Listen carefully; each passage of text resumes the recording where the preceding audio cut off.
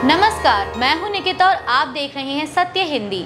एक नजर डालते हैं अब तक की सुर्खियों पर। भाजपा ने आम आदमी पार्टी प्रमुख अरविंद केजरीवाल पर चंडीगढ़ में 2 एकड़ के 7 स्टार सरकारी बंगले को लेकर नया हमला किया है। भाजपा ने एक्स पर सैटेलाइट की तस्वीरें साझा करते हुए दावा किया कि यह बंगला पंजाब के मुख्यमंत्री भगवंत मान के कोटे से केजरीवाल के लिए बनाया गया है। पार्टी ने केजरीवाल को सुपर सीएम बताते हुए कहा कि दिल्ली का बंगला छोड़ने के बाद अब उन्होंने चंडीगढ़ में नया शीश महल बना लिया है। भाजपा की पंजाब इकाई ने आरोप लगाया कि राज्य सरकार केजरीवाल की निजी सेवा टीम की तरह काम कर रही है और करदाताओं का पैसा बर्बाद हो रहा है। इस बीच आम आदमी पार्टी सांसद स्वाति मालीवाल ने भी सवाल उठाए कि अगर यह कैंप ऑफिस है तो सीएम यहाँ कितनी बार काम करने आए। वहीं आम आदमी पार्टी ने इन आरोपों को सिरे से खारिज करते हुए कहा कि चंडीगढ़ प्रशासन भाजपा के नियंत्रण में है और पूछा कि अगर यह अवैध है तो भाजपा इसे गिराती क्यों नहीं है। राज्य सरकार ने इसका गजट नोटिफिकेशन जारी कर दिया है, जिसके बाद अब धर्म परिवर्तन के मामलों में नए कानून के तहत केस दर्ज होंगे।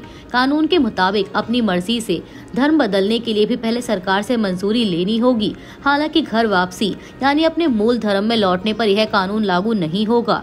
इस कानून में उम्र कैद और 25 लाख रुपए तक के जुर्माने का प्रावधान है। यदि किसी इमारत में सामूहिक धर्म परिवर्तन कराया जाएगा तो उसे गिराया जा सकेगा। कांग्रेस ने इस कानून को समाज को बांटने वाला बताया, जबकि भाजपा सरकार का कहना है कि यह लव जिहाद और जबरन धर्मांतरण रोकने के लिए जरूरी था। इससे पहले 2005 और 2018 में भी ऐसे बिल पारित हुए थे, लेकिन उन्हें मंजूरी नहीं मिली थी। अब यह राजस्थान का सबसे सख्त धर्मांतरण कानून माना जा रहा है। बिहार के मनेर में एक जनसभा के दौरान केंद्रीय मंत्री और बीजेपी अध्यक्ष जेपी नड्डा ने आरजेडी उम्मीदवार ओसामा शहाब पर निशाना साधा है। उन्होंने कहा कि बिहार में उनके जन्म के समय उन्होंने सिवान से लेकर चंपारण तक शहाबुद्दीन का खौफ देखा था। नड्डा ने आरोप लगाया कि लालू प्रसाद यादव के साथ बैठने वाले शहाबुद्दीन के आतंक से सिवान के एसपी तक को जान बचाकर भागना पड़ा था। उन्होंने कहा कि तेजस्वी यादव ने शहाबुद्दीन के बेटे ओसामा को टिकट देकर साबित कर दिया है कि आरजेडी सुधरने वाली नहीं है। नड्डा ने तंज कसते हुए कहा कि आरजेडी का मतलब है आर से रंगदारी, जे से जंगल राज और डी से दादागिरी। पाकिस्तान और अफगानिस्तान ने अस्थायी युद्ध विराम को बढ़ाने पर सहमति जताई है और 6 नवंबर को इस्तांबुल में शांति वार्ता का एक और दौर आयोजित करेंगे। यह फैसला हाल ही में हुए घातक संघर्ष के बाद तनाव कम करने के उद्देश्य से लिया गया, जिसमें 70 से अधिक लोग मारे गए थे। तुर्की और कतर की मध्यस्थता में हुई वार्ता में दोनों पक्षों ने युद्ध विराम जारी रखने और उल्लंघन करने वालों पर कार्रवाई के लिए एक निगरानी तंत्र बनाने पर भी सहमति दी। अफगान तालिबान के प्रवक्ता सबीहुल्लाह मुजाहिद ने कहा कि दोनों देश आपसी सम्मान और आंतरिक मामलों में दखल न देने के सिद्धांत पर आगे बढ़ना चाहते हैं। पाकिस्तान के विदेश मंत्रालय ने पुष्टि की कि युद्ध विराम लागू है और आगे की वार्ता से सकारात्मक नतीजों की उम्मीद है। दोनों देशों के बीच सीमा बंद रहने से व्यापार प्रभावित हुआ है और स्थानीय व्यापारी स्थिति से परेशान हैं। पाकिस्तान ने कहा है कि वह अफगानिस्तान के साथ और तनाव नहीं चाहता, लेकिन अगर भविष्य में कोई हमला हुआ तो उसका जवाब पूरी ताकत से दिया जाएगा। पाकिस्तान के विदेश मंत्रालय के प्रवक्ता ताहिर अंद्राबी ने शुक्रवार को कहा कि पाकिस्तान ने शांति वार्ता में सकारात्मक भूमिका निभाई है। उन्होंने बताया कि पाकिस्तान और अफगान तालिबान के बीच कतर में हुई वार्ता में युद्ध विराम पर चर्चा हुई, जबकि इसकी शर्तें और नियम 6 नवंबर को तुर्की में होने वाली वार्ता में तय किए जाएंगे। अंद्राबी ने कहा कि अफगानिस्तान की जमीन का इस्तेमाल आतंकवाद या पाकिस्तान के खिलाफ किसी भी गतिविधि के लिए नहीं होना चाहिए। उन्होंने यह भी कहा कि पाकिस्तान अफगानिस्तान में शांति चाहता है और उम्मीद करता है कि काबुल अपनी जमीन का इस्तेमाल पड़ोसी देशों के खिलाफ नहीं होने देगा। उन्होंने कतर और तुर्की की मध्यस्थता के लिए भी धन्यवाद दिया।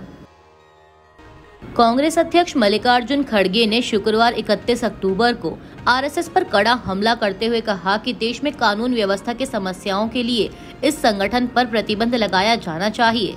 सरदार वल्लभ भाई पटेल की 150वीं जयंती और इंदिरा गांधी की पुण्यतिथि पर आयोजित कार्यक्रम में खड़गे ने कहा कि देश में अधिकतर समस्याएं भाजपा और आरएसएस के कारण हैं, इसीलिए इन पर बैन लगना चाहिए। उन्होंने प्रधानमंत्री मोदी पर निशाना साधते हुए कहा कि अगर वे सच में पटेल का सम्मान करते हैं तो उनके विचारों पर अमल करें।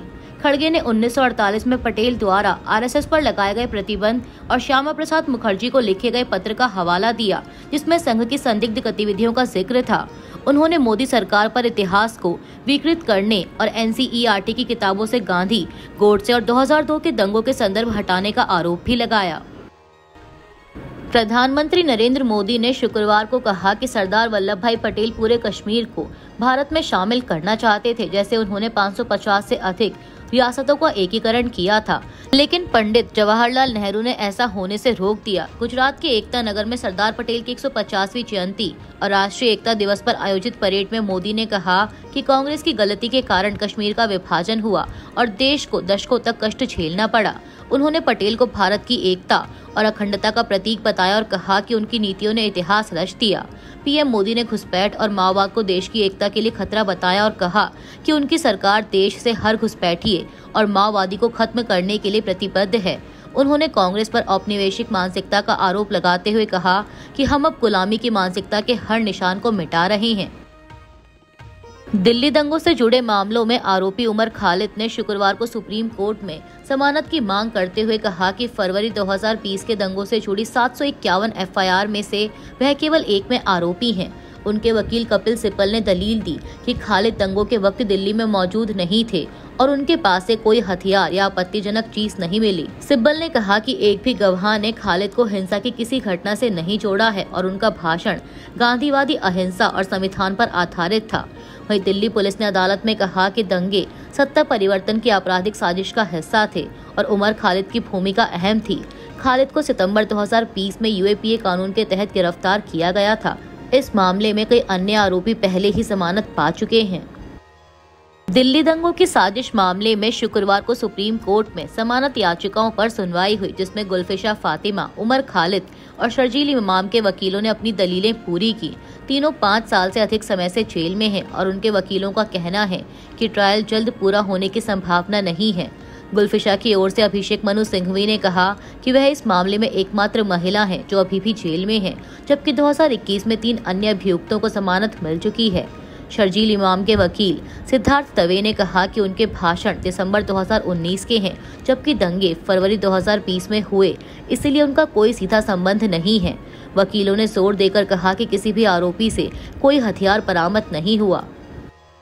भारत और अमेरिका ने शुक्रवार को 10 साल का ऐतिहासिक रक्षा समझौता किया, जो दोनों देशों के बीच सैन्य सहयोग को नई दिशा देगा। मलेशिया के कुआलालंपुर में आयोजित आसियान रक्षा मंत्रियों की बैठक प्लस के दौरान रक्षा मंत्री राजनाथ सिंह और अमेरिकी रक्षा मंत्री पीट हेगसेथ ने समझौते पर हस्ताक्षर किए। यह समझौता इंडो पैसिफिक क्षेत्र में संयुक्त सैन्य सहयोग, क्षमता निर्माण और रक्षा उद्योग साझेदारी को मजबूत करेगा। राजनाथ सिंह ने कहा कि यह नया ढांचा भारत अमेरिका रक्षा संबंधों के पूरे स्पेक्ट्रम को नीतिगत दिशा देगा। वहीं हेगसेथ ने इसे महत्वाकांक्षी करार देते हुए कहा कि यह दोनों सेनाओं के बीच गहरा सहयोग सुनिश्चित करेगा। समझौते से भारत को अमेरिका से अत्याधुनिक रक्षा उपकरण जैसे मिसाइल सिस्टम और लड़ाकू विमान मिलने की उम्मीद है। विपक्ष ने समझौते पर सवाल उठाते हुए कहा है कि मोदी सरकार अमेरिकी दबाव में आ गई है और रूस से दूरी बना रही है। वहीं सरकार का कहना है कि यह कदम आत्मनिर्भर भारत और इंडो पैसिफिक में चीन के बढ़ते प्रभाव को संतुलित करने के लिए उठाया गया है। बिहार के मोकामा में गुरुवार को जन स्वराज पार्टी के लिए प्रचार कर रहे ओबीसी नेता दुलार चंद यादव की गोली मारकर हत्या कर दी गई और उसके बाद उन्हें वाहन से कुचल दिया गया। यह घटना तरतर गांव में हुई। दुलार चंद यादव पहले आरजेडी से जुड़े थे और कभी मोकामा से चुनाव भी लड़ चुके थे। हाल ही में उन्होंने प्रशांत किशोर की जन स्वराज पार्टी को समर्थन दिया था। हत्या का आरोप जेडीयू नेता अनंत सिंह और उनके समर्थकों पर लगा है। पुलिस ने उनके खिलाफ केस दर्ज कर जांच शुरू कर दी है। पुलिस के अनुसार यादव को पहले पैर में गोली मारी गई, फिर वाहन से कुचल दिया गया। बाढ़ एडीपीओ अभिषेक सिंह ने कहा कि हम सभी पहलुओं से जांच कर रहे हैं, हर शिकायत पर कार्रवाई की जाएगी। पटना के वरिष्ठ पुलिस अधीक्षक कार्यालय के अनुसार घटना दोपहर 3:30 से 3:40 के बीच हुई। खोसवरी थाना अध्यक्ष को तरतर गांव के निकट जेडीयू और जनस्वराज पार्टी कार्यकर्ताओं के बीच मारपीट की सूचना मिली थी। अनंत सिंह ने आरोपों से इनकार करते हुए आरजेडी नेता सूरजभान सिंह पर साजिश का आरोप लगाया है। वहीं प्रशांत किशोर ने कहा कि यह हत्या जनता के बदलाव के डर से की गई है। तेजस्वी यादव ने भी हिंसा की निंदा करते हुए बिहार की कानून व्यवस्था पर सवाल उठाए। यह वारदात विधानसभा चुनाव से पहले राज्य में राजनीतिक तनाव बढ़ा रही है। बता दें कि मोकामा सीट इस बार भी हॉट है। जेडीयू ने अनंत सिंह को उम्मीदवार बनाया है, जबकि आरजेडी ने सूरजभान सिंह की पत्नी वीणा देवी को टिकट दिया है। अभी के लिए इतना ही। बाकी की देश दुनिया की बड़ी खबरों के लिए जुड़े रहिए सत्य हिंदी के साथ।